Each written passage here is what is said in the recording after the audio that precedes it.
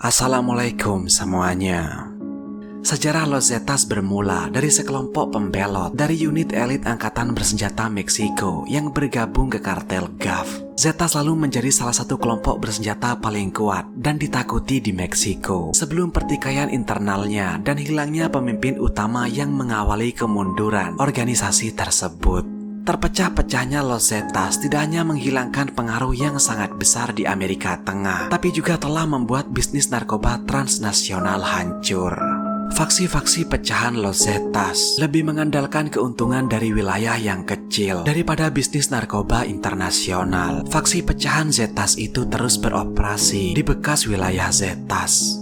Pada Februari 2018, marinir Meksiko menangkap Maria Guizar Valencia alias Z43 yang beroperasi di negara bagian Veracruz, Tabasco, dan Chiapas. Penangkapannya menyebabkan kartel yang sudah terpecah itu semakin melemah. Sebenarnya, beberapa pecahan faksi Zetas masih dianggap kuat, tapi tidak cukup kuat untuk berkembang lebih jauh di seluruh Meksiko. Faksi utamanya adalah kartel Timur Laut yang berbasis di Nuevo Laredo dan kartel Zetas Lama yang berbasis di Tamaulipas dan Veracruz, dan banyak lagi faksi pecahan kecil lainnya. Dalam beberapa tahun terakhir, Juan Gerardo Trevino Chavez alias El Huevo adalah pemimpin paling kuat dari kartel Timur Laut. Dia telah mendirikan pasukan Sicario yang dikenal sebagai La Tropa del Infierno atau pasukan neraka yang jadi target utama Amerika Serikat dan Meksiko. Tapi Trevino Chavez ditangkap pada Maret 2022 dan diekstradisi ke Amerika Serikat. Saat ini tidak jelas siapa yang memimpin kelompok utama Zetas, tapi kartel Timur Laut masih mempertahankan kendali yang kuat atas wilayah Nuevo Laredo.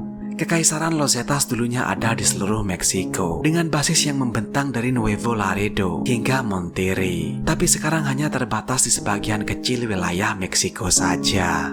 Kartel Timur Laut, faksi terkuat Los Zetas, sudah lama menguasai perbatasan Amerika Serikat, tapi dalam beberapa tahun terakhir, wilayah kekuasaannya juga menipis. Kelompok faksi Zetas sering mengandalkan aliansi mereka seperti La Familia Michoacana dan Beltran Leyva untuk berperang melawan para pesaingnya seperti organisasi induknya terdahulu yaitu kartel Gulf dan juga melawan kartel Sinaloa. Sejak tahun 2019, kartel Timur Laut telah memerangi kartel Gulf dan kelompok sempalan Zetas lainnya dan juga kartel CCNG. Dalam beberapa tahun terakhir, kartel Zetas Lama telah bersekutu dengan CCNG dan faksi kartel Gulf yang disebut Los Metros untuk mendukung CCNG dalam memperluas ke wilayah perbatasan Amerika Serikat. Kartel Los Zetas yang pernah menjadi kelompok yang paling ditakuti dengan jangkauan internasionalnya telah berakhir. Tapi kartel Timur Laut dan Zetas Lama terus beroperasi karena sejarah yang masih mengakar kuat di kota-kota tempat mereka beroperasi. Seorang pria bernama Davano Romero bergabung ke kartel Gulf pada usia 35 tahun. Dia memutuskan bergabung ke dunia kartel karena sulit mendapatkan pekerjaan formal. Dia sudah beristri dengan satu anak pria. Karirnya sebagai pengedar narkoba dimulai dari bawah. Dia melakukan transaksi di pasar dan pertokoan. Setelah setahun melakukan tugasnya, dia diangkat sebagai sikario atau bagian penyerang. Saat jadi seorang sikario, rekan-rekan dan ketua kelompok menilai Davano sebagai sikario yang bengis. Ketika musuh tertangkap, Davano tidak segan-segan jadi eksekutornya. Setahun menjadi sikario, dia dianggap pantas untuk dipindah tugaskan sebagai kolaborator. Kalau di pekerjaan formal, kolaborator mirip seperti marketing. Petinggi kartel eman jika Davano hanya jadi sikario saja. Davano punya sifat pemberani yang tulus untuk kelompoknya, atau bisa dibilang dia adalah pion yang bisa dipercaya. Saat jadi kolaborator, dia bisa menjalin hubungan baik dengan oknum pemerintahan. Kinerjanya baik, itu membuat Davano dipindahkan ke Monterrey. Di sana dia tetap sebagai kolaborator. Di Monterrey itu, dia bertugas selama setahun dan juga memberikan rapot yang bagus. Pada tahun 2014 itu, kartel Gulf sangat sulit untuk masuk ke Victoria. Kolaborator terdahulu banyak yang gagal, bahkan terkadang hanya pulang namanya saja. Maka dari itu, Davano dipindahkan lagi ke Victoria. Saat di Victoria, petinggi kartel GAF terkejut karena Davano bisa membuka jalan untuk masuknya GAF ke sana.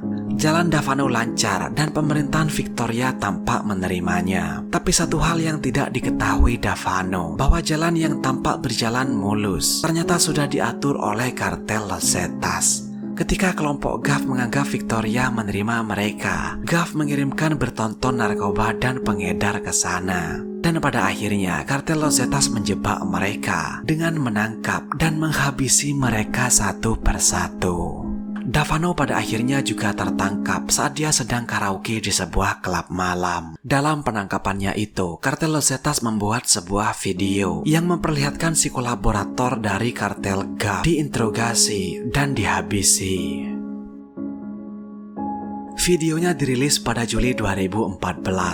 Video dibuka dengan kata-kata yang bertuliskan, "Ini akan terjadi pada semua pelacur yang berani masuk ke Victoria dari Zetas." Victoria yang dimaksud adalah Tamazula de Victoria, Meksiko.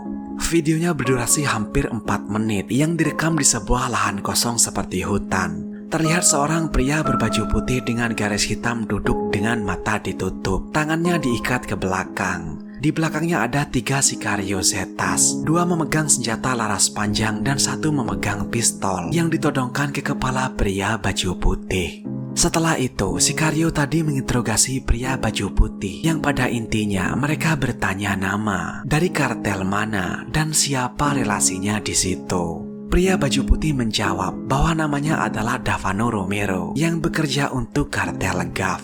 Dia mengatakan bahwa caranya masuk ke Victoria adalah dengan bantuan polisi kementerian, kepolisian kota, tentara, polisi federal, dan kelautan. Setelah itu, video terpotong dan berpindah pada malam hari. Posisi masih sama, hanya saja ada senter yang menyorot ke arah mereka. Setelah itu, sikario dengan kayu panjang datang dari arah kanan dan memukul leher korban. Satu pukulan membuat korban langsung jatuh ke tanah. Dia terus dipukuli dengan kayu beberapa kali, dan suara pukulan kayu itu sangat mengganggu, seperti suara kayu memukul kayu lainnya.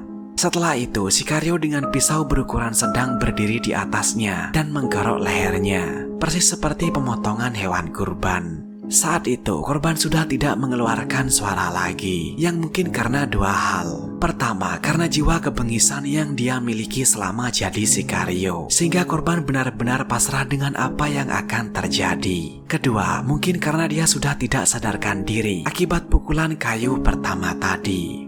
Video berlanjut dan si perekam mendekat.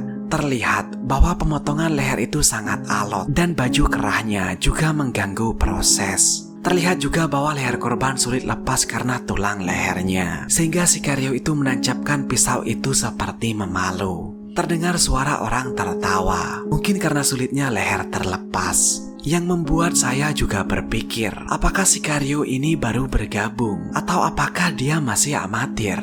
Terdengar juga seorang mengatakan, putar ke kiri dan tarik ke belakang. Rekan-rekannya memberikan saran karena memang bagian pemotongan di leher itu sangatlah lama. Darah sudah banjir di momen itu dan akhirnya kepala terlepas. Sikario itu lalu mengangkatnya dan meletakkannya di atas punggung korban. Tapi kepala itu jatuh menggelinding. Diambil lagilah kepala itu dan diletakkan di punggung korban. Lalu videonya berakhir.